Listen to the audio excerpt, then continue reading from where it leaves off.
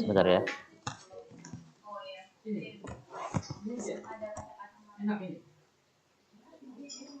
Ya, baik. Pertama, hari ini kita akan membahas tentang motivasi dan beberapa pertanyaan yang sudah rekan-rekan relawan jawab. Hari ini saya tidak akan masuk ke materi terlebih dahulu karena itu untuk porsinya berikutnya.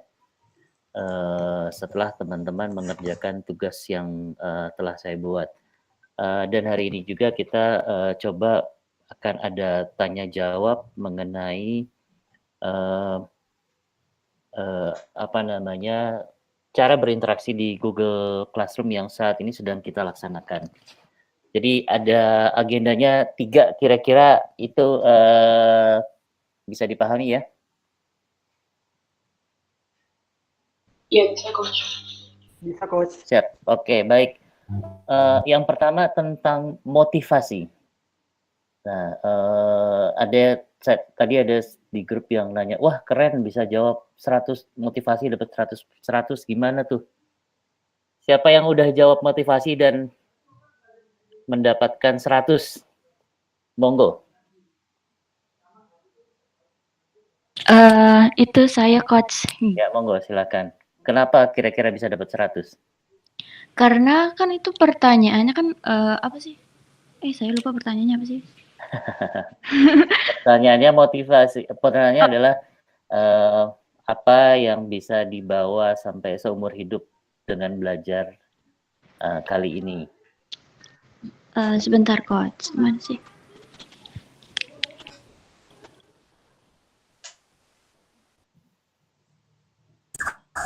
Baca lagi Mbak jawaban yang tadi itu.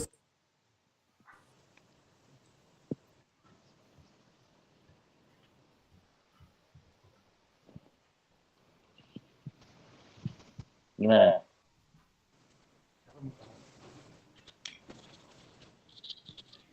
Kalau misalkan jawaban saya itu kayak gini, sangat bosan karena dosen kurang mampu dalam menyampaikan materi dan metode pembelajarannya sangat flat.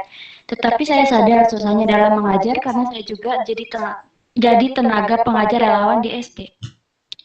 Itu jawaban saya. Iya. Pertama perintahnya masih ingat teman-teman bahwa minimum 25 kata dan maksimum 50 kata. Iya. Jadi yang nilainya 100 pasti biasanya di antara 25 kata dan 50. Terus kedua, karena ini tentang motivasi, maka yang mendapatkan 100 biasanya adalah yang saya berikan 100 biasanya adalah benar-benar memberitahukan pengalaman pribadinya. Seperti Syifa Hanida ini menyebutkan bahwa mengalami kesulitan untuk memahami dosennya, sehingga kalau belajar ini mungkin dia bisa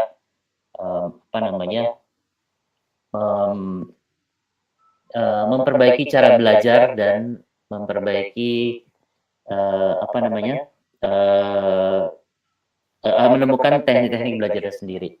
Nah, ada lagi mungkin yang mau sharing? Mungkin saya Coach. Monggo, siapa nih? Iya Coach. Iya, oke, silakan. Ya, saya jadi jawab. Mungkin untuk motivasi, saya rasa semua teman-teman semua pasti punya motivasinya sendiri-sendiri yang menurut saya juga pasti benar semua. Cuman kalau saya pribadi di sini menuliskan bahwa motivasi saya ini ingin mengambil ilmu dari sini dan membagikan ke orang lain, karena saya pribadi ingin punya tujuan untuk membuat media digital, di mana media digital tersebut menerapkan cara interaksi yang baik, di mana itu ingin menerapkan semacam soft skill gitu, materi-materi soft skill seperti webinar dan lain sebagainya. Dan ini pun sekarang saya sedang bersama teman-teman yang lain sedang berusaha membuat di media Instagram seperti itu.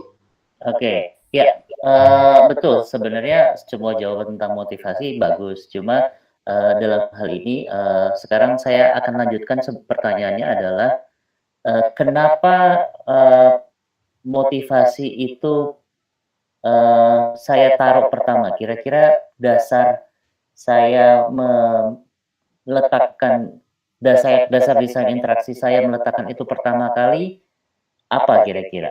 Ada yang mau sharing? Saya coach Monggo Dika. Dika.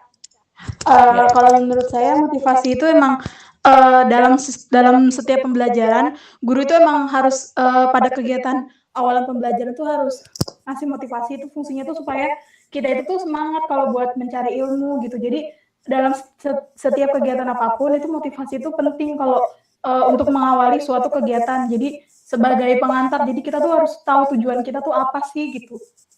Ya. Yang lain? Saya coba jawab mungkin coach. Boleh. Siapa? Ini Via. Via lagi? Iya kalau boleh. Ya. Boleh. Iya mungkin menambahkan sedikit tadi.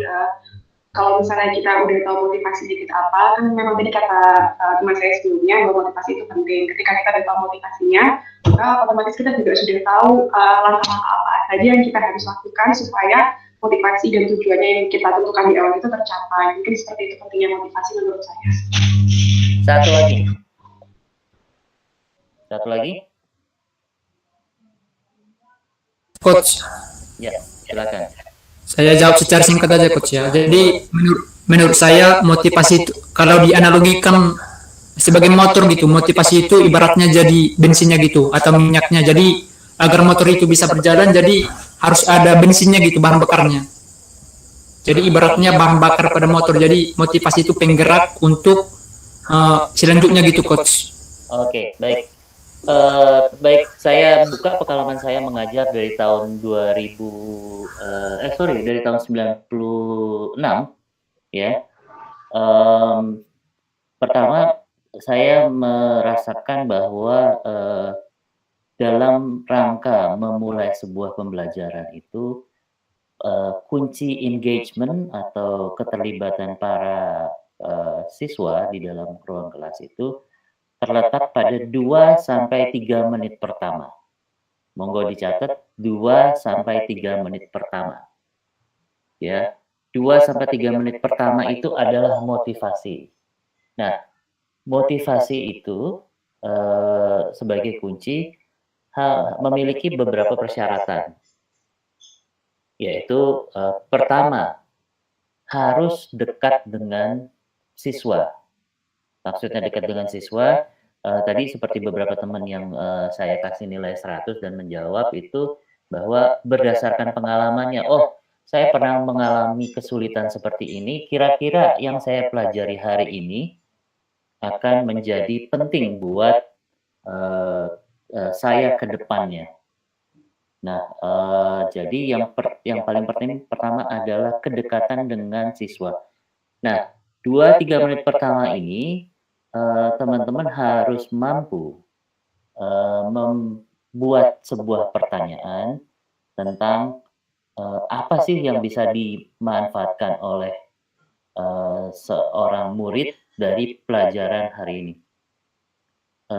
Ada pertanyaan sebentar, ada pertanyaan dari Shiva. Ini nggak di-record tapi nanti akan ada di YouTube-nya Mikti ya. Nanti URL-nya di-share di grup dan di Classroom. Oke, jadi yang pertama tadi adalah kedekatan. Ya. Terus yang kedua, motivasi itu bentuknya betul tadi pertanyaan, tapi pertanyaan itu harus menimbulkan dalam pertanyaan saya ada disebutkan seumur hidup.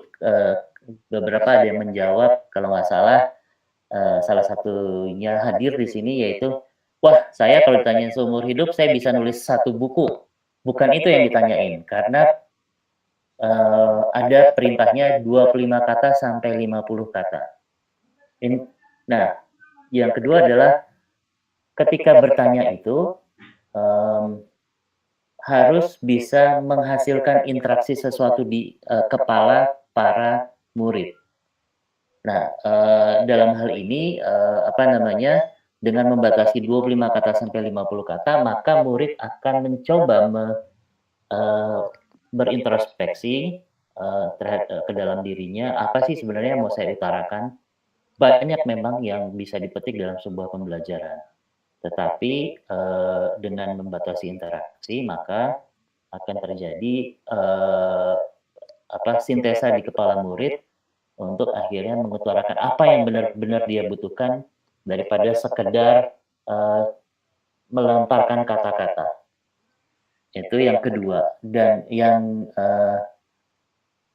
ketiga adalah dari motivasi. Dalam membuat motivasi itu mengenai pertanyaan motivasi, sebentar ya, saya mau minum dulu.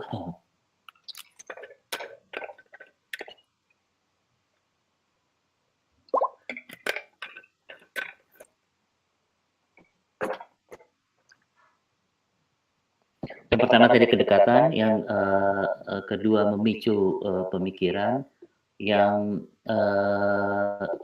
ketiga adalah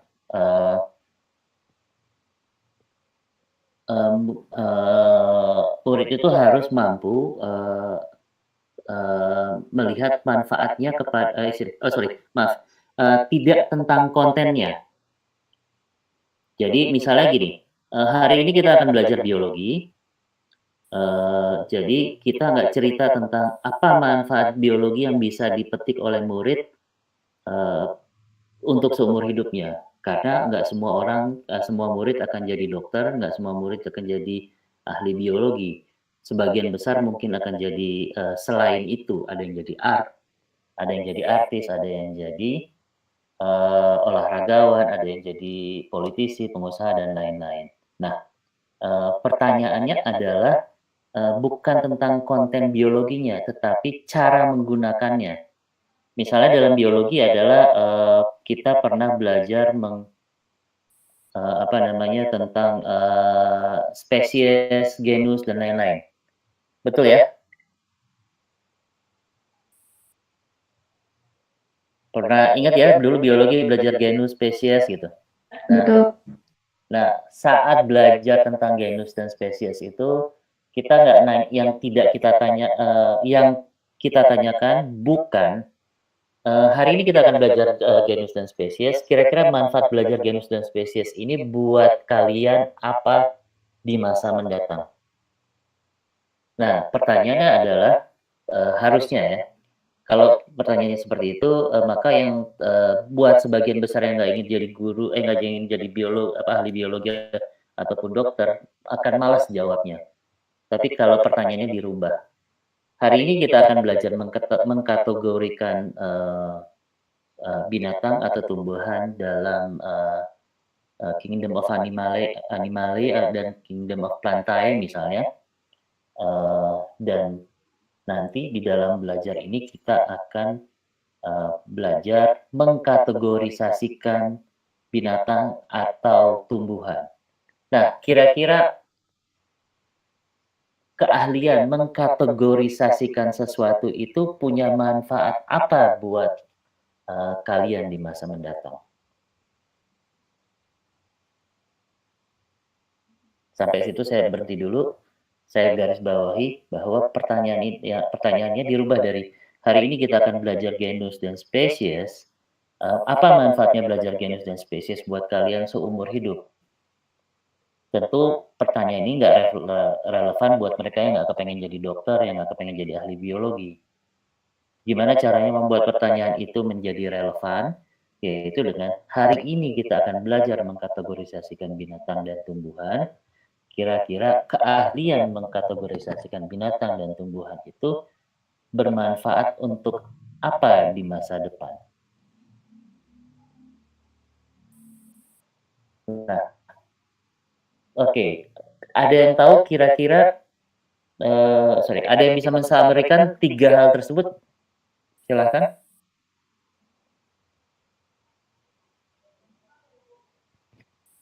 Silakan yang mau mensummarikan.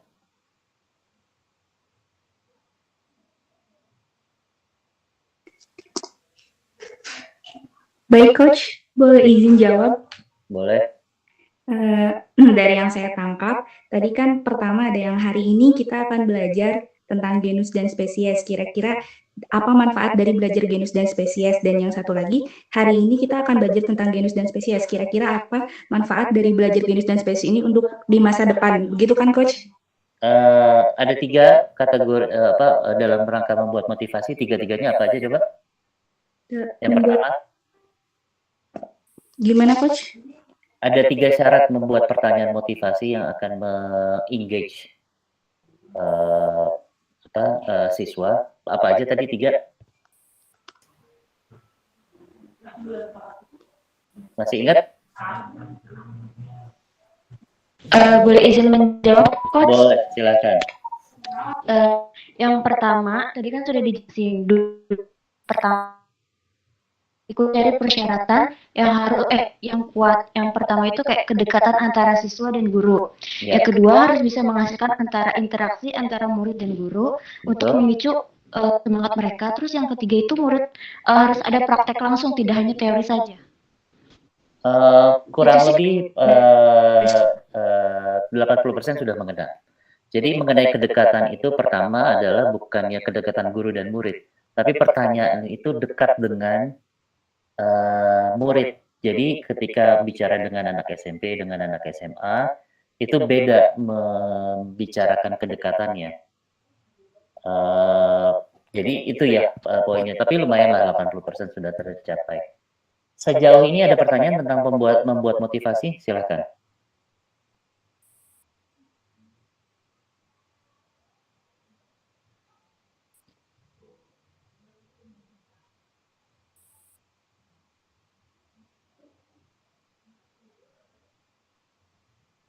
Ya, nggak ada yang bertanya tentang motivasi?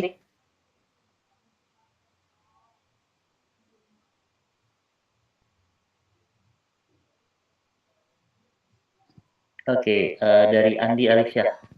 Dekat dengan murid masih agak rancu bagi saya. Baik, contohnya adalah misalnya begini. Kita masih bicara tentang kategorisasi tadi ya. Ketika bicara bahwa hari ini kita akan belajar tentang genus dan spesies, di dalam belajar genus dan spesies, dalam belajar tentang genus spesies, kita belajar mengkategorisasikan binatang dan tumbuhan. Nah, kira-kira nih manfaatnya apa buat kalian? Misalnya siswanya belum paham, ya, waduh nggak ngerti Pak, Bu, pertanyaannya maksudnya apa? Pertanyaan itu memang terus terang masih jauh dari kedekatan. Kalian bisa mulai dengan begini. Bagaimana caranya kalian membedakan Avenged Sevenfold dengan Hoobastank, gitu misalnya. Artinya kalian punya pertanyaan berikutnya yang sesuai dengan misalnya kesukaan murid.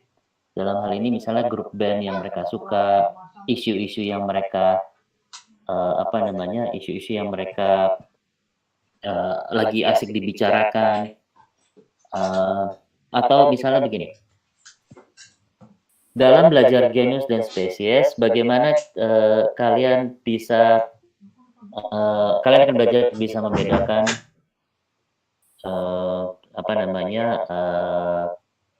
binatang berdasarkan kategorinya, dan apakah suatu saat nanti kalian akan menggunakan sorry, saya agak distracted nih dengan yang keluar masuk. Bentar. Kedekatan itu jadi satu dengan kehidupan anak-anak sehari-hari, kesukaan mereka gitu, dihubungkan dengan pembelajaran. Jadi misalnya tadi dengan kategori gitu, misalnya kalian akan mengkategorikan mana boyband kelas atas, boyband kelas bawah, gitu, atau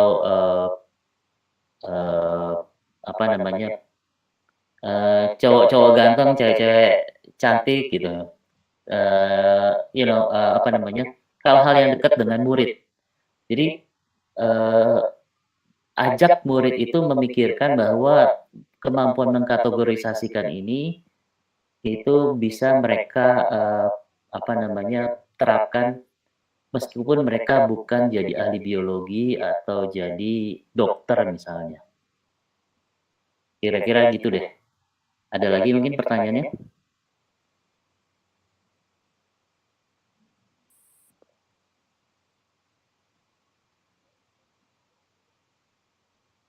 Baik, kalau nggak ada, saya lanjutkan ke pokok bahasan kedua. Gimana? Siap ya? Siap, Coach. Siap. Oke. Kedua adalah tentang kalau lihat dalam Google Classroom kita, sebagian besar isinya pertanyaan dan bukan pertanyaan yang diminta untuk kira-kira ada yang tahu interaksi apa yang saya harapkan dari teman-teman relawan?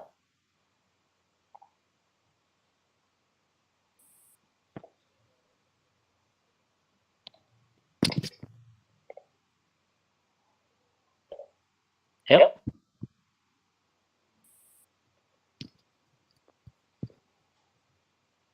Rata-rata pertanyaan di dalam Google Classroom kita itu kan pertanyaan singkat semua.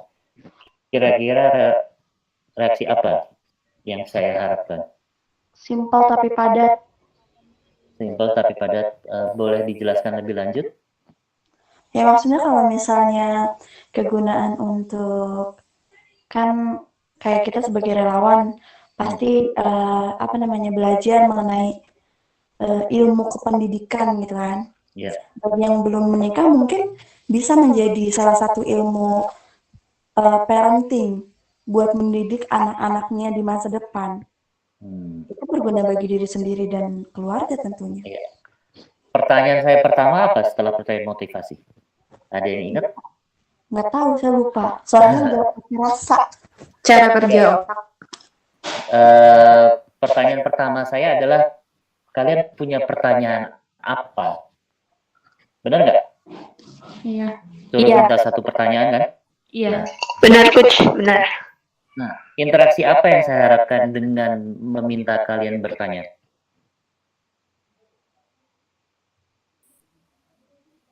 Feedback dari pelajaran yang sudah sebelumnya, Coach. Gimana? Feedback maksudnya? Kan belajarnya belum. Belajarnya aja belum, tapi udah saya tanyain. Untuk mengetahui pengetahuan awalnya. Untuk mengetahui pengetahuan awal. Ya, lumayan. Ada yang mau coba lagi? Saya Coach, Monggo. mungkin untuk men-trigger siswa supaya siswa itu kepo atau penasaran dengan apa yang nantinya akan dibahas. Nah. Dan harapannya adalah pertanyaan-pertanyaan mereka nanti bisa terjawab melalui pengalaman belajar mereka sendiri. Exactly, itu poin saya. Nah, jadi sebenarnya waktu di pembukaan kan saya bilang bahwa sesungguhnya kita ini mendesain interaksi. Jadi ketika saya tanyakan, ada pertanyaan nggak? Satu aja bikin pertanyaan. Apa yang pertama kali kalian lakukan ketika saya minta itu? Sofina mungkin bisa jawab? Langsung berpikir untuk mencari pertanyaan dan apa yang membuat kita kepo sih. Dari mana carinya? Dari tampilan video dan PDF yang udah kita baca. Iya. Apa yang terjadi kalau saya perintahkan bacalah PDF yang dibuat dan tontonlah YouTube yang saya sertakan linknya. Kira-kira apa yang akan terjadi di otak kalian? Hanya sekedar ditangkap informasinya dan sudah selesai, tidak akan terjadi apapun. Ya, Wida mau jawab kayaknya Wida. Wida mau jawab kayaknya. Oke, Camelia. Kalau aku yang yang PDF dan video yang di-share ya via Classroom. Aku waktu kemarin saya tonton Karena kebanyakan kuota sih. Udah sih Oh itu ya, aja. jadi gini, akan berbeda pengalaman kalian atau interaksi kalian ketika saya memerintahkan membaca dan melihat videonya. Saya kan cuma minta kalian adalah membuat sebuah pertanyaan tanpa menyuruh kalian membaca atau menonton videonya. Yang terjadi adalah kalian tanpa disadari membaca dan menonton video untuk cari pertanyaan yang bisa diposting. Begitu kan? Betul. Benar. Nah, itulah interaksi. Ya enggak. Gimana? Siva gimana? Kalau saya kan kemarin malam nonton video itu, saya ngeliat, oh kayak gini tuh, kayak gini cara kerja otak saya sebenarnya. Kalau misalkan saya berpikir, ternyata otak saya jalan. Kalau misalkan saya tidak berpikir, otak-otak saraf saya tuh berhenti. Otak-otak, enggak maksudnya, itu Ya. Oke, jadi tapi respon atau interaksi Siva pun kurang lebih sama. Tanpa harus saya suruh baca dan tonton dulu untuk cari pertanyaan. Padahal saat waktu membaca dan menonton itu, teman-teman relawan udah meres otak untuk mempelajari dulu, baru bertanya. Betul nggak? Iya, benar kok. Nah, Betul. jadi itulah yang namanya mendesain interaksi. Sesungguhnya kalau teman-teman berhasil mendesain interaksi setiap tahapnya, maka kegiatan guru ngajar itu akan minim sekali. Paham nggak? Paham ya? Iya, Coach. Jadi pertama, motivasinya sudah terbangun. Jadi seseorang masuk ke dalam kelas, ke dalam Google Classroom, itu udah terbangun dulu, atau ke dalam kelas offline gitu ya, dengan pertanyaan yang unik. Ya, kalau dalam coaching itu namanya miracle question. Jadi setiap masuk kelas, setiap bertemu dengan para orang-orang yang di coaching itu harus punya miracle question. Pertanyaan yang tadi ada 3 syaratnya yang saya sebutkan. Ya. Terus yang kedua adalah desain interaksinya. Belum aja saya terangkan tentang PowerPoint yang bentuk PDF, saya yakin sebagian besar kalian sudah mulai memahami cara bekerja otak. Kira-kira begitu nggak? Iya. Ya, apalagi nanti kalau diterangin, lebih seru lagi. Nah, tugas saya dengan desain interaksi yang seperti itu sebenarnya sudah sudah ya 50%, 60% selesai sebagai guru. Akibatnya murid akan selalu engage dalam pembelajaran yang kita desain. Dan teman-teman tidak perlu khawatir masalah kuota. Karena begini, video conferencing ini boros kuota banget, bener nggak? Betul. Enggak wifi. Ya, kecuali pakai wifi IndiHome dari rumah. Nah, guru-guru yang teman akan dampingi itu kebanyakan besar adalah guru-guru dari sekolah kecil yang nggak sanggup beli kuota.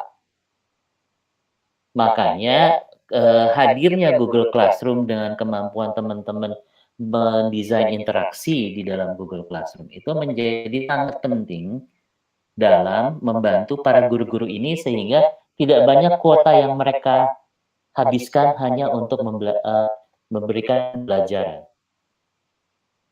Oh, gitu.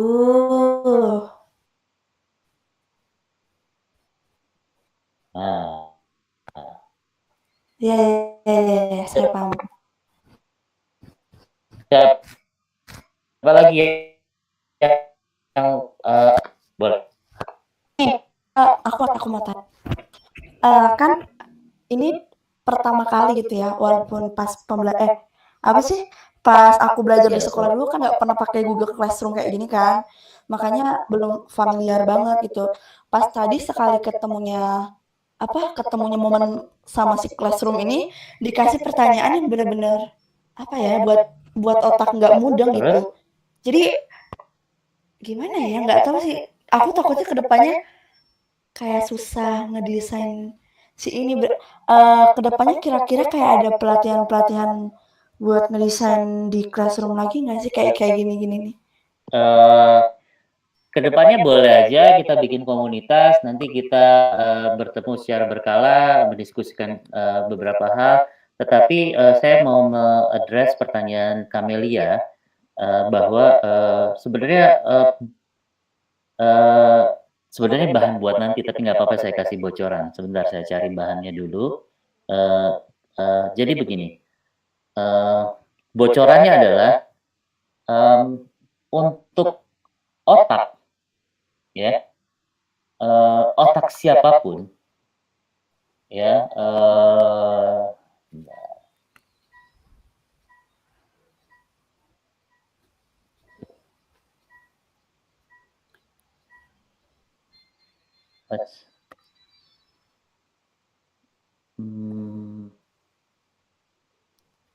bentar ya, saya ada video yang oke. Ya, ini dia videonya sangat menarik, saya share ya. Siap. Presentasikan.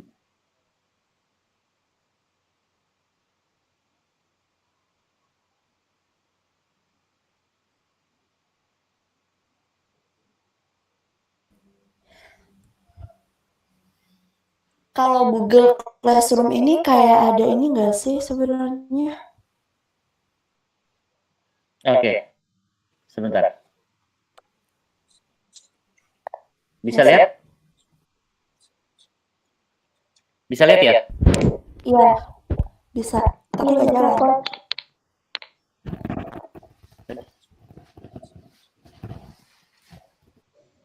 Bisa lihat.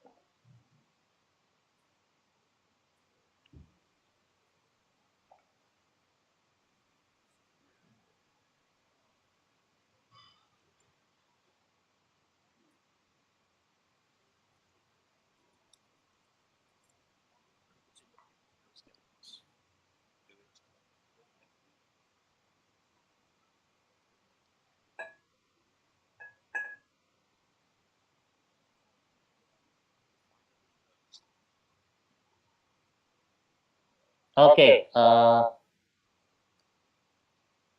kira-kira dapat belajar. Sebentar, saya stop presenting dulu. Oke. Suaranya nggak penting, tapi dari video yang ditampilkan itu kira-kira dapat pembelajaran apa?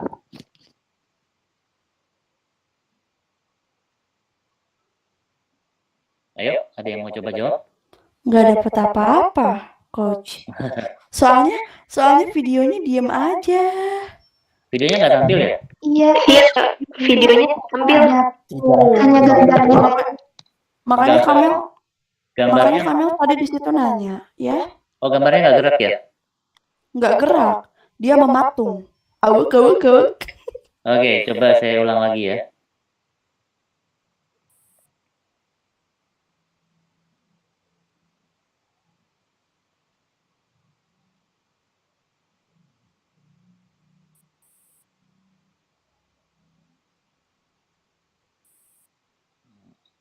Sebentar.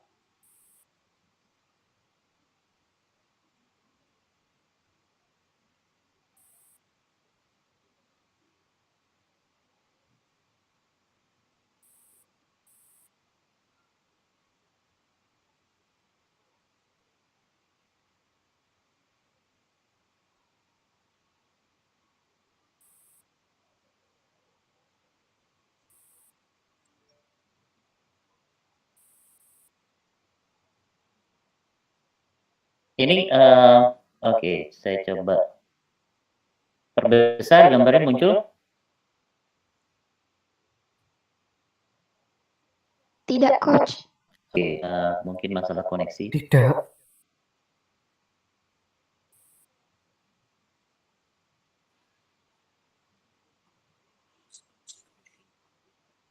Muncul nggak? Muncul. Oke, bergerak? Enggak. Nggak berbeda, Ada, Coach. ada yang bergerak, ada yang nggak bergerak. Nggak bergerak. Cuma muncul laptop. Oke, kemungkinan masalah koneksi, tapi coba saya play aja.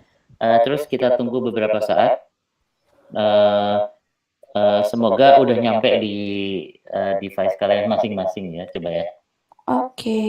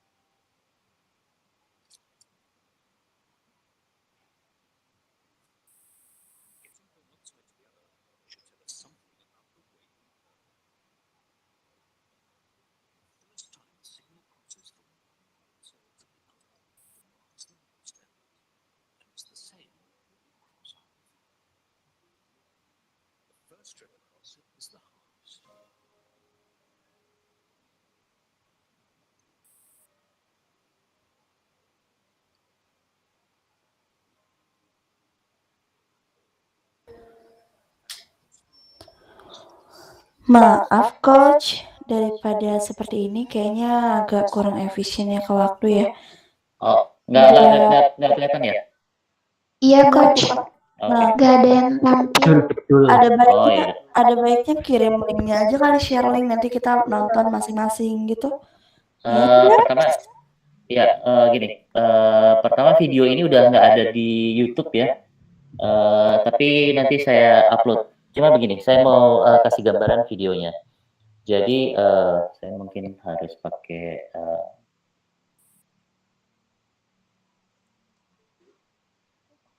oke, udah bisa lihat muka saya ya sekarang ya. Sudah. Oke. Ya, jadi apa namanya? Neurons itu ada gap di antara neurons itu ya. Itu disebut sinaps. Nah, sinaps ini dari satu sisi ke satu sisi itu akan menembakkan listrik ketika dia menembakkan listrik, mungkin ada satu video yang di dalam apa namanya, yang bagaimana sinet nyambung dan sinet putus, sudah nonton ya? Sudah ya? Jadi ya, jadi ketika menembakkan listrik itu dia makin lama akan makin dekat, akhirnya tersambung. Nah, listrik pertama itulah sesungguhnya adalah belajar. Buat otak kita, bahkan otak manusia yang paling cerdas pun, listrik pertama lompat ke neurons yang lain itu selalu sulit. Ini kalau teknisnya, karena nggak semua mahasiswa kedokteran, saya gampang ceritanya bahwa di neurons yang ini itu ada pintu-pintu kimianya yang bisa dibuka oleh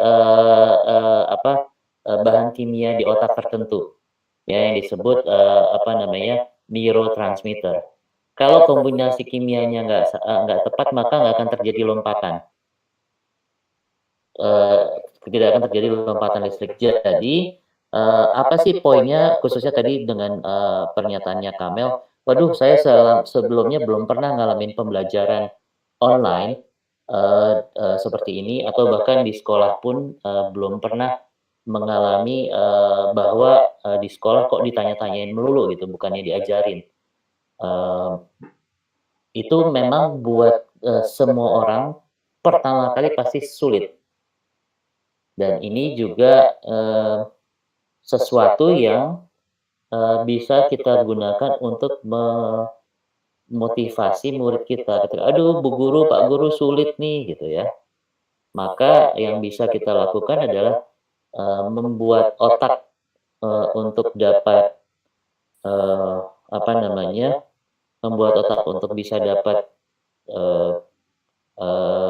belajar pertama kali itu secara alamiah memang sulit. Nanti bisa nunjukin video ini. Saya coba sharing ya, soalnya video ini udah agak langka dicarinya, dan ini sangat berharga sekali. Nah, analogi yang di dalam video ini dibuat adalah ketika seseorang ingin menyeberangi tebing. Yang pertama dilakukan adalah dari tebing yang satu ke yang lain itu dilempar tali. Ketika talinya nyangkut, lalu dia akan menyeberangi. Terus dari sini dia akan lempar tali lagi, terus dia balik lagi, terus beberapa kali sampai akhirnya di antara kedua tebing itu terjadilah jembatan. Nah, kunci kedua dari pembelajaran otak adalah diulang-ulang. Jadi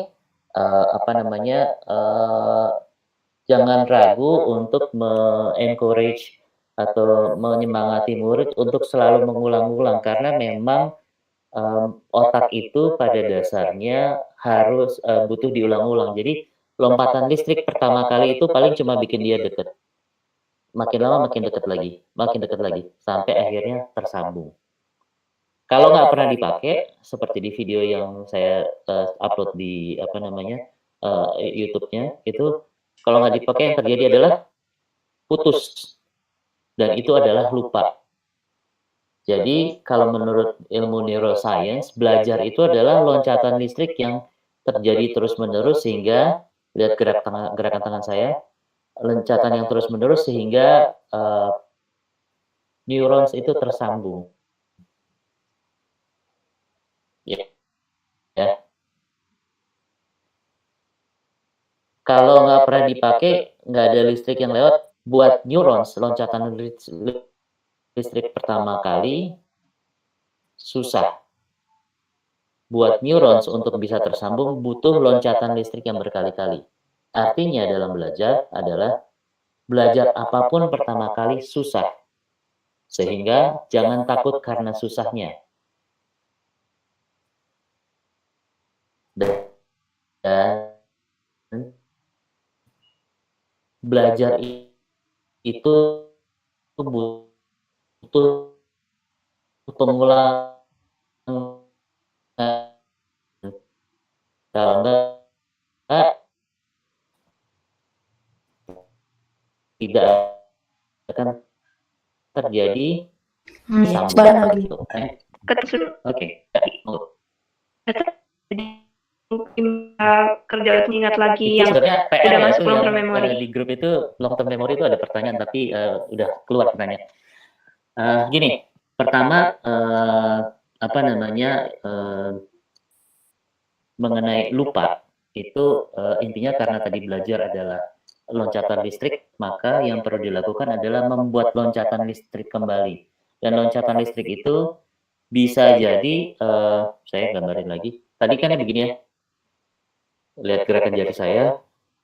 Tadinya begini, terus dia nggak pernah pakai putus, maka ketika nanti ada belajar lagi, listriknya itu bisa bergerak dari sinaps dari neurons yang ada atau sebenarnya dia bikin jaringan baru, nempelnya di jaringan yang baru.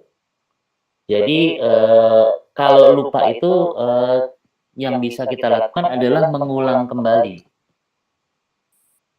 Itu kira-kira apa namanya Halda Lukian panggilannya apa ya?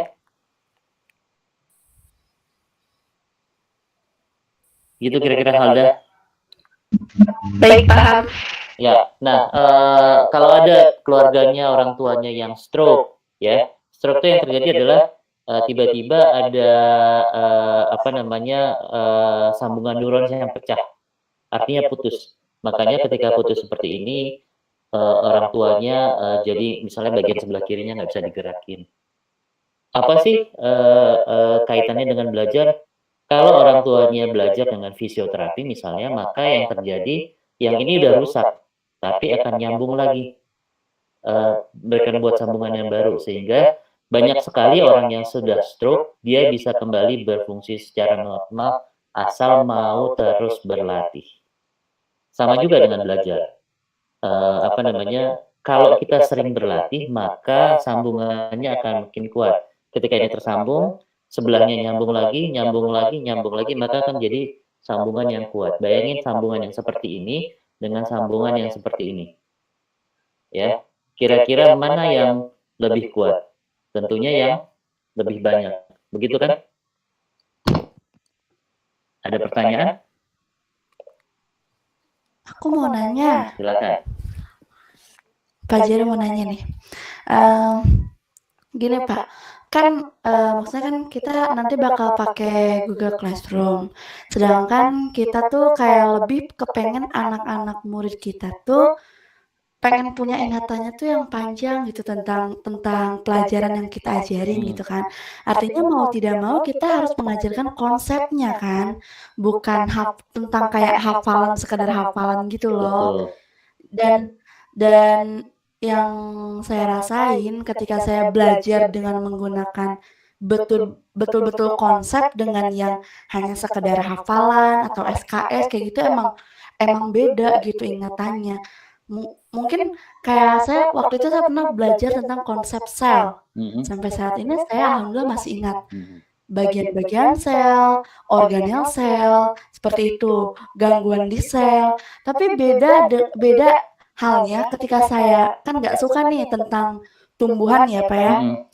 Jadi saya kayak belajarnya ya udahlah asal tahu aja. Jadi nggak pengen tahu gitu konsepnya. Kayak cuman sekedar hafal gitu. Oh di tumbuhannya ada meristem primer, meristem sekunder, kayak gitu-gitu. Itu gimana cara nerapin konsepnya gitu biar si siswa nih ngeh gitu kalau kita tuh sekarang lagi ngajarin konsep dan kadang-kadang kebanyakan siswa tuh kadang suka nggak ngeh apa yang kita ajarin ini ternyata konsepnya terkesannya ribet padahal ya emang seperti yang Bapak bilang awalnya kalau kita belajar sesuai konsep emang rada sulit gitu. Sebenarnya bukan itu masalahnya ya. Jadi saya bocorin lagi nih tugas nih. Jadi di dalam tugas itu yang mungkin yang udah dapat kebagian kelompok ya, itu ada gambar otak yang dibagi dalam 3 bagian otak. Sudah lihat tugasnya atau di dalam PDF-nya ada otak yang gambarnya 3 bagian?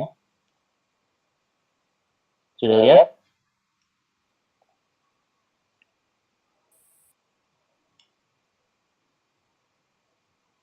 Ya, yang frontal betul. Ada frontal, ada baik sebentar. Saya buka aja deh.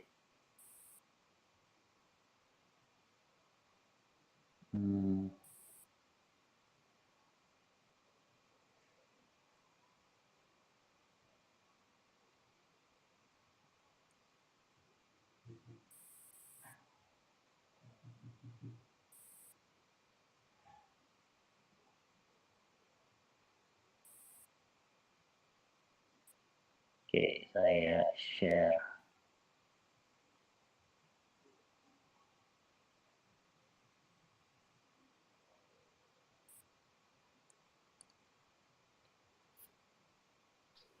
Frontal lobus. Oke, udah lihat ya gambarnya?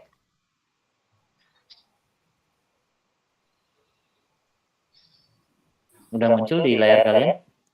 Udah, Coach. Oke, ada 3 bagian dari otak, yaitu executive state, emotional state, dan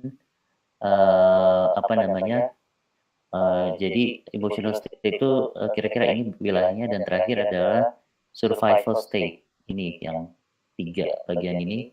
Kelihatan ya kursor saya ya? Kelihatan, Coach. Ya.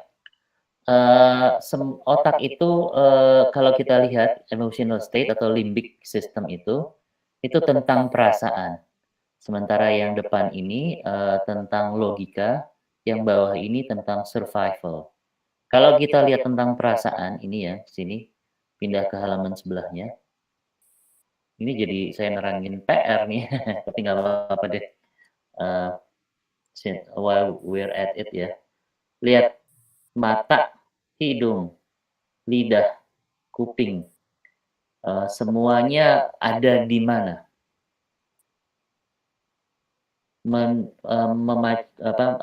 Masuk kemana dulu? Komponen. Kemana? Ke emotional state. Betul. Bagian itu. Ke emotional state. Ini dia, limbic system. Ya, semuanya ke limbic system. Artinya apa?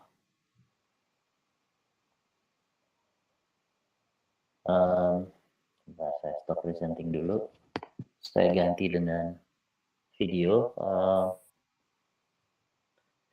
Jadi mudah-mudahan bisa lihat ya. Ini prefrontal cortex kita dari sini nih kira-kira ya. Dari sini sampai sini. Itu prefrontal cortex kita atau prefrontal lobes dari sini sampai sini nih. Ya, termasuk sampai kuping itu adalah limbic system kita. Sementara dari sini sampai tulang ekor ke bawah itu adalah survival state kita atau reptilian brain ya sebutannya. Itu jadi setiap kali kita di kelas, mata kita, hidung kita, ya, jadi setiap kali kita di kelas, mata kita, hidung kita, kuping kita, semua itu terkoneksi ke limbic state ya. Limbic state mempengaruhi emosi. Artinya ketika kita mengajar, maka kita perlu memberikan input atau informasi awal yang membuat limbic state-nya itu menerima, perasaannya enak. Kalau mereka sudah menerima, maka dari limbic state yang ini, dia akan mengirimkan perintah ke prefrontal untuk logic atau executive state-nya itu nyala, jalan. Tapi kalau dia nggak terima, ya, nggak suka gitu tadi bahasanya Camelia ya, itu maka dari limbik akan mengirim ke survival state dari sini sampai ke belakang. Apa sih tindakannya survival state? Survival state itu tindakannya ada 3. Flight, freeze, atau fight. Flight itu kabur, freeze itu dicuekin, fight itu dilawan. Jadi kalau limbik masuk ke kuping, terus limbik proses nggak suka, pasti akan dilempar ke reptil. Ketika dilempar ke reptil, maka responnya akan dilawan, dicuekin, atau ditinggal kabur. Jadi kalau mungkin pernah ngajar adiknya atau muridnya, kalau ditanya gitu ya, dia selalu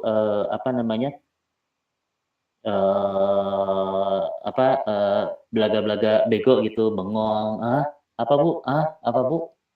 Kira-kira itu otak mana yang berfungsi?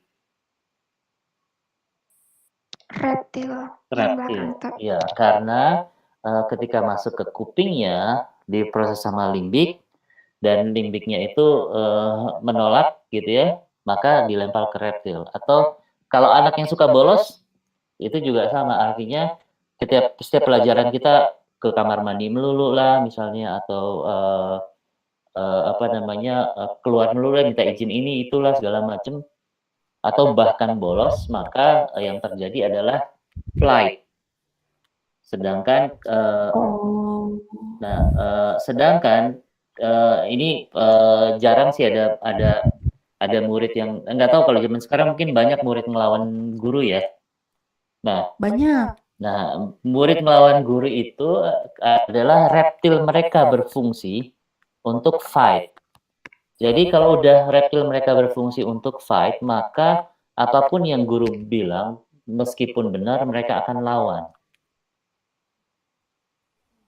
Makanya tadi saya mulai ke kuliah ini, bahwa rahasia sukses menyelenggarakan pembelajaran itu di 2-3 menit pertama, yaitu apa tadi? Motivasi. Betul, motivasi.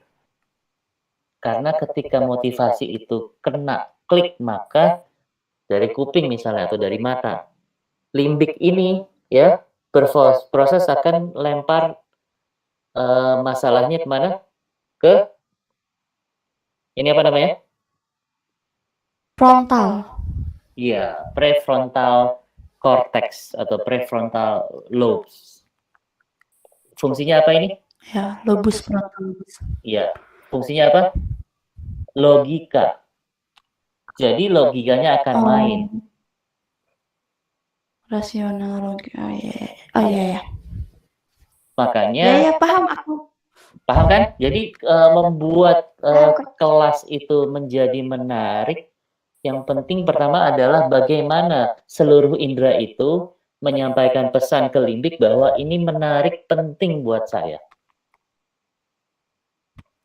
Karena kalau udah menarik dan penting buat saya, maka prefrontal cortex ini akan berfungsi. Ketika ini berfungsi, maka pembelajaran akan berjalan dengan lancar. Apakah itu online maupun offline.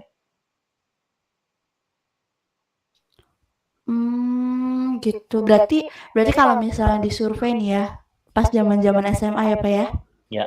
Kebanyakan guru saya berarti nggak bisa membawa limbik setiap siswanya untuk memotivasi dirinya sendiri, memotivasi mereka bahwa ini tuh penting gitu. Kebanyakannya soalnya teman-teman saya nih ya Pak ya, kalau boleh cerita nih. Boleh curcol sedikit. 30 menit pertama pelajaran dimulai, ada yang tidur, ada juga yang main HP di bawah, ada juga yang sering ke kamar mandi. Iya. Nah, kalian ini ada 33 peserta kali ini, mudah-mudahan jadi guru yang berbeda karena memahami hal tersebut.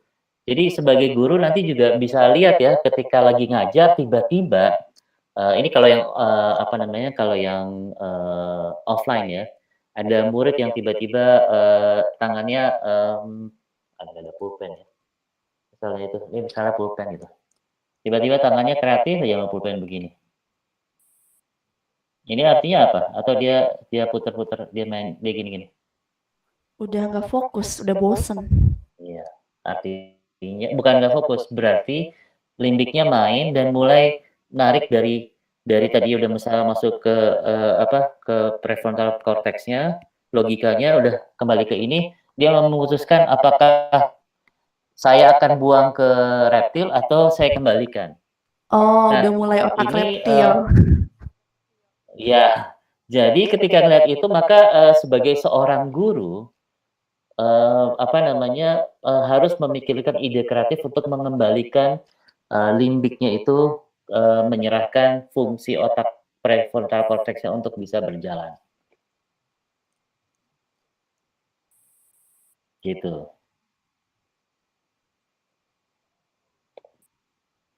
Ada pertanyaan lagi?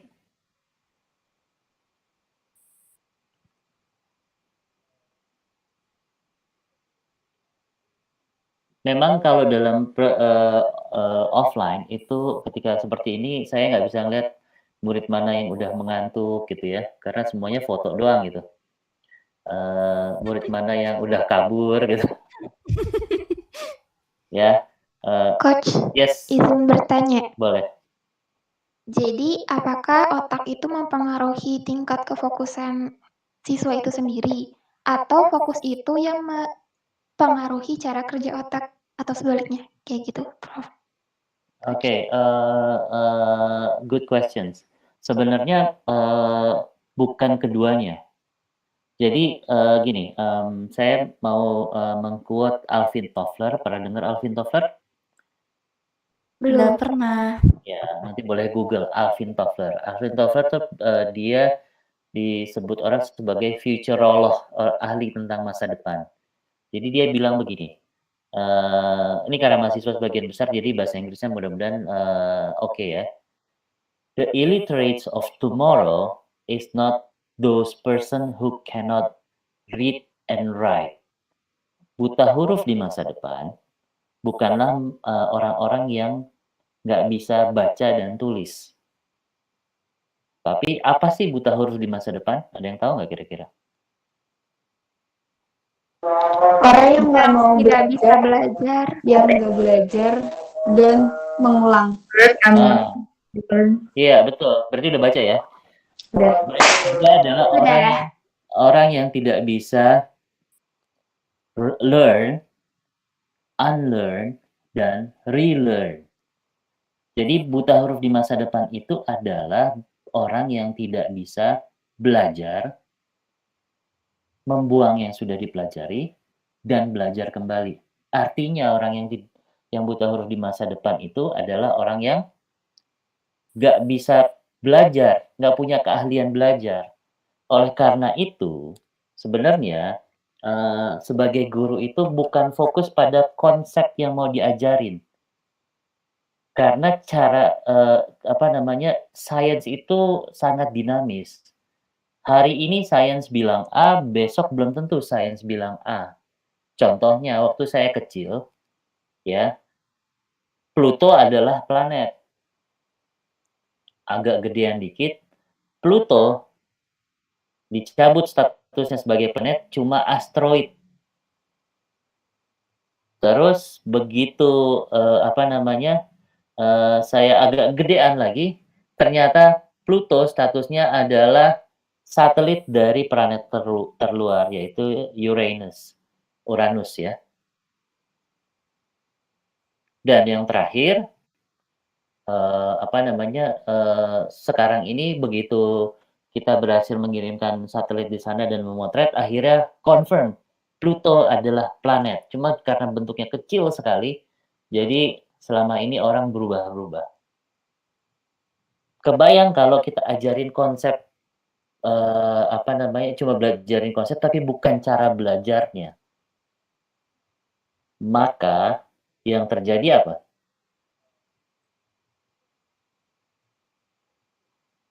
Yang terjadi adalah betul, nggak upgrade pengetahuannya. Makanya fokus pada cara belajarnya. Makanya gimana Kamilya? Iya, saya juga pernah dengar tuh satu ungkapan ya. Seseorang ngasih jagung, tapi si yang dikasih jagung itu bakal cuman bisa makan si jagung 1 hari doang. Beda dengan orang yang dibagi cara menanam jagung, dia kan bisa makan jagung setiap hari karena dia bisa tahu cara menanam jagung seperti apa. Ya.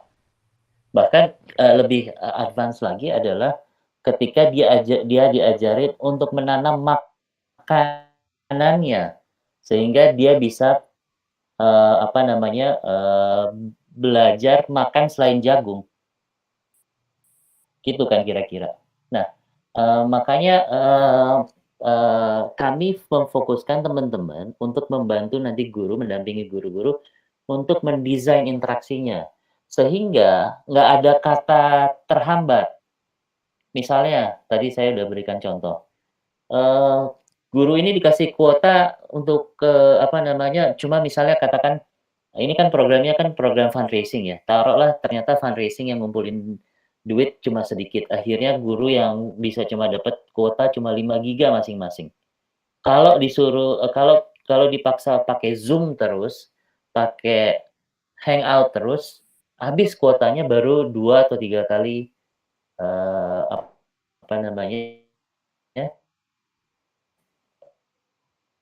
pembelajaran. Artinya dalam kondisi seperti ini ketika teman-teman mendapatkan daftar tools yang mesti dipakai. Kita stick pada Google Classroom. Gimana mendesain interaksi dengan Google Classroom yang bisa membuat murid-murid belajar. Teman-teman kan baru sepertiga jalan ya untuk course yang satu ini. Tapi saya melihat dari respon teman-teman, nampaknya sudah mulai paham apa yang saya omongin. Padahal saya cuma nanya motivasinya apa, saya cuma nanya mau nanya apa, dan berikutnya saya suruh jelasin sendiri presentasi saya. Belum saya jelasin loh presentasinya. Tapi udah paham. Pasti udah ngeh gitu. Tapi udah paham, tapi udah ngeh. Kenapa? Karena desain interaksinya, ya kebetulan saya sudah melakukan ini udah belasan tahun ya, dari tahun 96. Mungkin udah puluhan tahun gitu. Jadi karena desain interaksinya baik. Oh iya, kayaknya nggak ngebosenin gitu loh Coach. Jadi kayak ngajak audiens juga ikut partisipasi di sini. Nggak cuman Coach yang menerangkan bla bla bla bla bla. Betul, karena begini, yang jadi guru itu zaman sekarang ini bukan keahlian menerangkan, tetapi keahlian memantik otak anak itu untuk bekerja. Gitu. Oke? Oke, berarti kita tuh dituntut untuk jadi orang kreatif ya. Betul. Nggak ada nggak ada apa sih yang rotan itu. Lupa. Tidak akan rotan pun jadi. Nah, iya itu begitu. Oke, ada yang mau ditanyain lagi? Aku lagi, nggak tahu lah, takut yang lain pengen tanya. Coba yang lain dulu deh ya. Iya. Coach mau tanya, ini yang buat course selanjutnya itu kan ada pembuatan RPP. Sebelumnya minta maaf kalau misalnya out of topic. Cuma saya sendiri, saya nggak punya basic dari pendidikan karena jurusan saya di perkuliahan itu teknik murni. Ya. Jadi, apakah nanti ada penjelasan tentang gimana sih cara pembuatan RPP? Soalnya saya sendiri RPP pun bahkan nggak tahu itu apa. Ya, nanti ada sesinya yang perlu pertama kali teman-teman relawan pahami adalah tadi cara belajar otak dan desain interaksinya. Saya sudah memberikan beberapa contoh dari kegiatan yang kita lakukan hari ini. Itu. Jadi itu dulu yang dipahami, lalu baru nanti kita berikutnya, karena ini tugasnya bersambung. Jadi kalau nggak ngerjain yang pertama, kedua, dan ketiga, akan sulit mengerjakan tugas yang keempat. Akan sulit mengerjakan tugas kelima, akhirnya membuat RPP sulit. Karena yang kali ini ujungnya adalah membuat RPP 1 lembar. Itu kira-kira Mbak Puji Rahayu. Ada lagi yang bertanya?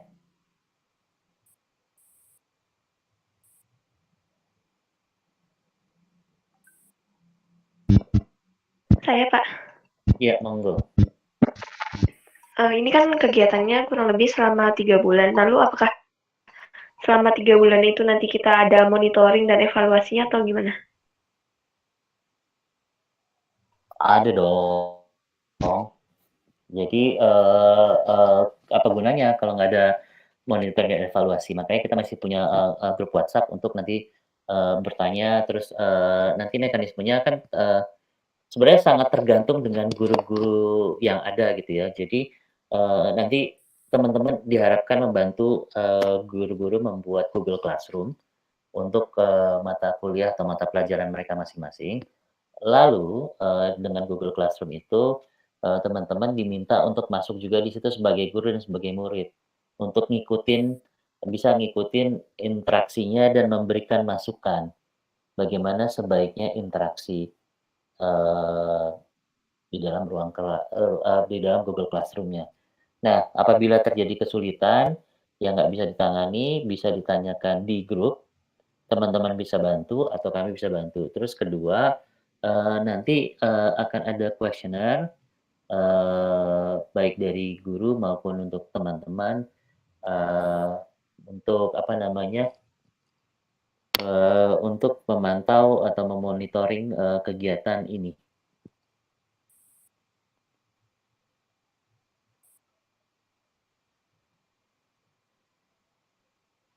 Oke, ada yang mau nanya? Coach, yang buat kuesionernya itu nanti lewat apa ya? Tetap lewat grup aja, terus kita tanya jawab gitu, atau nanti ada Google Form atau dari Google Classroom juga? Nanti kita akan pakai Google Google Form ya kalau untuk bikin kuesionernya.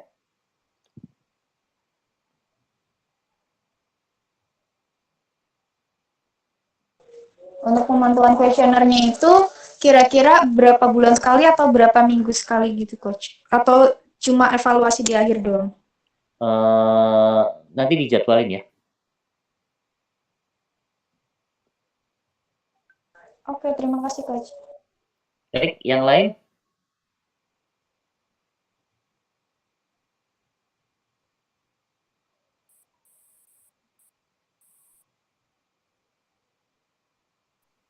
Izin bertanya, Coach? Monggo. Oh ya, terima kasih, Coach. Ini saya sebelumnya mengucapkan terima kasih ke materi yang Coach berikan, itu membuka wawasan sekali yang selama ini mungkin tidak terpikirkan oleh saya bagaimana cara memicu itu banyak kan perhatian siswa kepada kita sebelum kita memulai pelajaran ya. Nah, tapi cenderung seperti ini, Coach. Kan di awal tadi bagaimana cara agar tetap terus menjaga motivasi siswa di saat di awal, dan bagaimana cara kita motivasi itu tetap ada sampai di akhir pelajaran, bahkan sampai di akhir materi. Karena sekarang kan kita siswa sendiri dari proses mungkin lebih dari 2-3 menit kan, 1 jam bisa jadi 40 sampai 45 menit. Sedangkan gurunya juga bermacam-macam. Nah, Pak, bagaimana yang kita harapkan pada saat mereka belajar lagi dengan kita, motivasinya terbangkitkan lagi, terjaga lagi. Nah, seperti itu. Terima kasih, Coach. Ya, ini kalau kelas offline ya, itu sebenarnya keahlian kita untuk mengamati situasi ruang kelas. Sebenarnya kalau pelatihan itu saya punya banyak strategi untuk hal tersebut. Misalnya, ini saya nyalain lagi video gitu ya. Jadi misalnya contohnya ketika bertanya tentang ketika bertanya gitu ya, ada guru yang bertanya dengan ya kamu lihat ya jari saya ya, coba kamu jawab. Jadi nunjuk.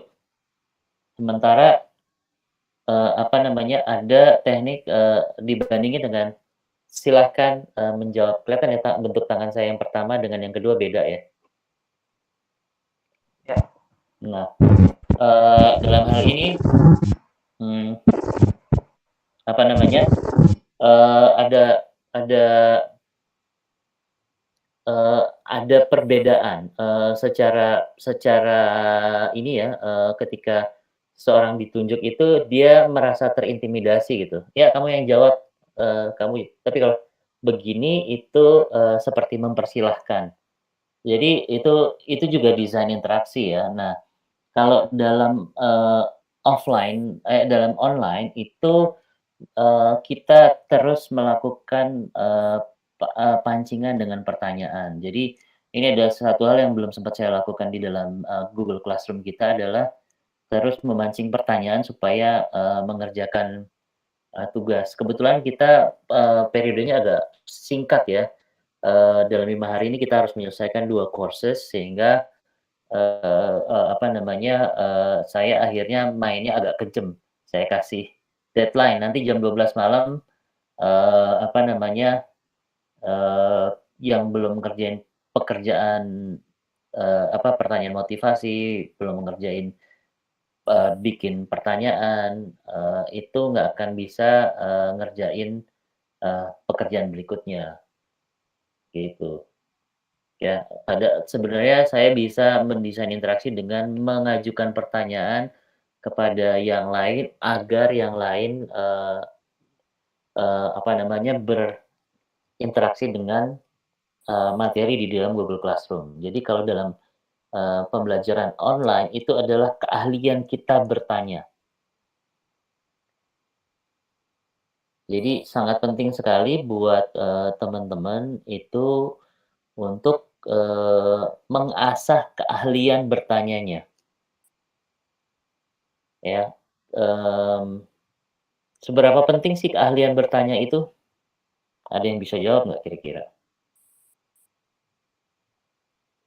Penting banget. Iya, tentu penting banget, tapi alasannya dong. Alasannya? Nih, alasannya untuk ya sebagai stimulus, karena kalau nggak bertanya tuh kayak apa ya gitu. Kayak gitu, pokoknya sebagai stimulus aja gitu. Soalnya nanti banyak bertanya, banyak taunya juga, banyak makin kepo gitu. Ya, sebenarnya itu udah 60% menjawab pertanyaan saya, tetapi ada yang mau coba lagi biar jadi 100%? Nanti penting bisa mengasah cara bertanya. Silakan Puji. Maaf kalau misalnya salah. Kalau misalnya tentang pertanyaan itu, kalau menurut saya pribadi, itu tuh jadi bikin kita buat baca tentang apa sih yang dimaksud dari pertanyaan itu. Soalnya dari dosen-dosen saya sendiri yang masih muda itu rata-rata mereka bakal bikin Google Classroom yang isinya tentang pertanyaan-pertanyaan. Jadi bukan tentang materi dan tugas, tapi lebih ke arah misalnya kita absen nih. Absen tuh ada pertanyaan gitu. Jadi bikin kita tuh mau belajar dan akhirnya baca dengan apa yang materi yang didapat. Oke, masih belum mengadres apa yang saya mau. Hal yang lain mungkin? Izin menjawab, Coach. Monggo. Di teknik pertanyaan yang baik yaitu pertama membangkitkan minat dan keingintahuan siswa pada suatu topik pembelajaran. Yang kedua itu dapat memusatkan perhatian pada masalah tertentu. Jadi ketika kita menanya dengan baik atau teknik bertanya yang baik itu dapat memusatkan perhatian siswa. Yang ketiga yaitu merangsang siswa dalam mengajukan pertanyaan sendiri. Seperti yang udah kita lakukan di Google Classroom bahwa kita bisa menanyakan pertanyaan sendiri. Lalu yang kelima itu dapat mendiagnosis kesulitan belajar siswa. Terus selanjutnya mengkomunikasikan dan merealisasikan bahwa semua siswa harus terlibat secara aktif dalam pembelajaran. Terus yang selanjutnya menyediakan kesempatan bagi siswa untuk mendemonstrasikan pemahaman tentang informasi yang diberikan. Yang selanjutnya melibatkan siswa dalam memanfaatkan kesimpulan yang dapat mendorong mengembangkan proses berpikir siswa tersebut. Lalu memberikan kesempatan untuk berdiskusi di kelas. Ya. Udah. Oke. Good. Sudah 10% lagi. Arif mungkin mau melengkapi tadi kayaknya mau bicara.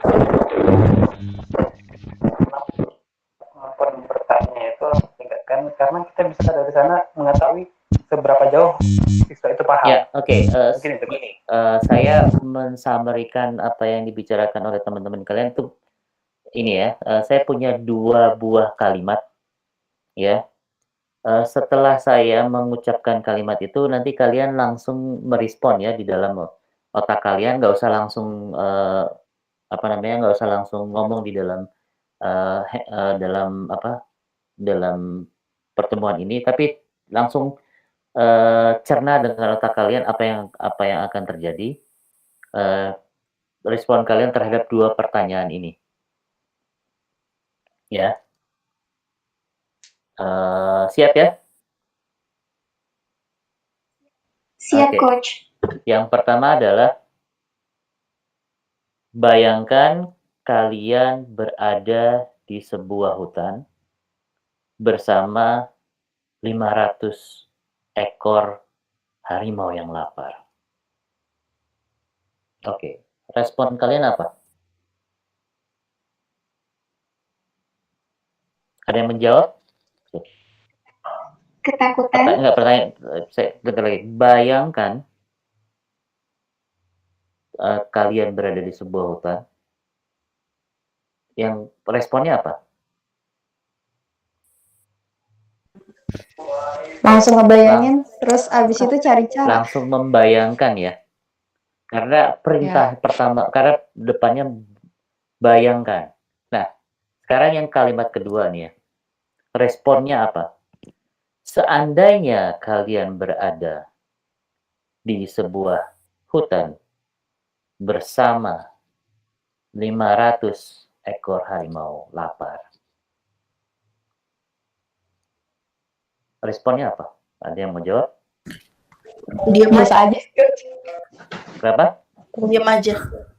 Ada yang diam aja, terus? Berpikir hidup di antara 500 ekor lalu sedang lapar. Ada yang berpikir, ada yang diam aja, apalagi? Kok saya ngerasa biasa aja ya? Ada yang biasa aja. Tika? Mikir jalan keluar. Ada yang mikir jalan keluar. Sofina? Mencari cara untuk melarikan diri misalnya. Ya, melarikan diri. Nah, yang beda adalah kalimat di depannya. Yang pertama, bayangkan. Yang kedua, seandainya. Ketika kita, kemampuan kita bertanya itu persis digambarkan dalam 2 kalimat ini. Ketika kita bilang bayangkan, maka otak kita langsung bikin visualisasi. Tapi kalau kita mulai dengan seandainya, maka kita membebaskan audiens kita untuk memilih responnya. Ada yang mikir caranya, pengalaman saya melakukan ini, ada yang mikirin caranya kabur, ada yang tiba-tiba saking merasakan situasi itu, ada yang menggigil ketakutan, ada yang biasa aja, ada yang responnya lucu. Saya bangun aja, coach, gitu. Kok bangun? Iya, saya anggap itu mimpi. Artinya apa? Ketika kita menanyakan sesuatu tidak fokus, maka kita tidak mendapatkan jawaban yang kita maui atau yang kita butuhkan. Itu satu hal. Kedua, ketika kita memberikan pertanyaan yang open, kita bisa memberikan respon, kita bisa mendapatkan respon yang banyak. Sehingga ibaratnya kita nggak kayak kacamata kuda gitu. Nah, inilah keahlian yang kalian perlu develop atau kembangkan di dalam diri kalian untuk bertanya di ruang kelas sebagai guru ataupun sebagai mahasiswa. Kapan menggunakan pertanyaan yang butuh jawaban yang fokus? Kapan menggunakan pertanyaan yang butuh jawaban yang open untuk memperluas pemahaman kalian terhadap masalahnya murid atau masalah yang ingin kalian pahami dari kuliahnya dosen. Ada yang mau komentar?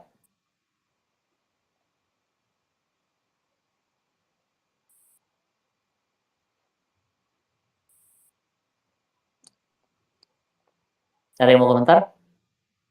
Tidak, Coach. Cukup sepertinya. Oke. Baik, kita udah hampir 2 jam, nggak berasa ya.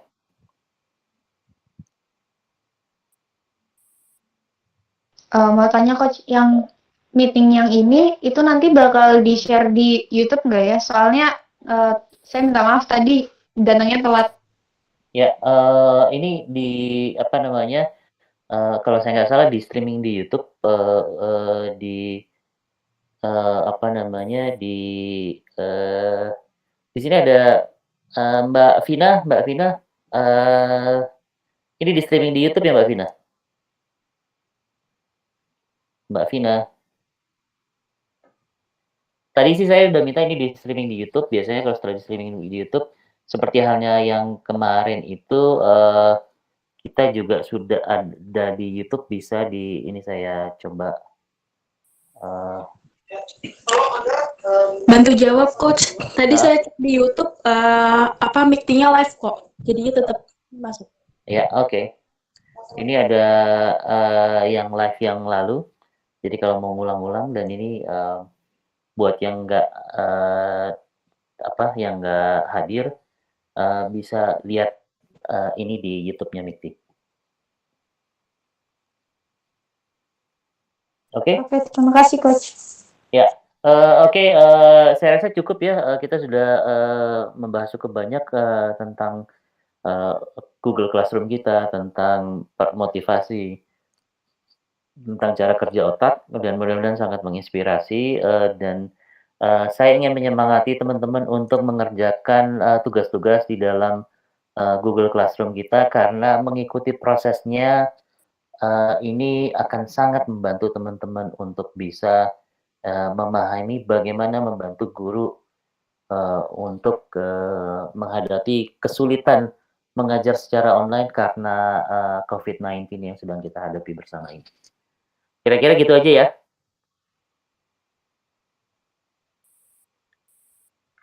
Ya, baik kalau gitu sampai jumpa di pertemuan berikutnya, dan yang semangat ya teman-teman.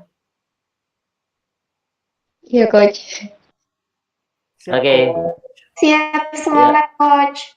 Ya, sampai jumpa. Assalamualaikum warahmatullahi wabarakatuh.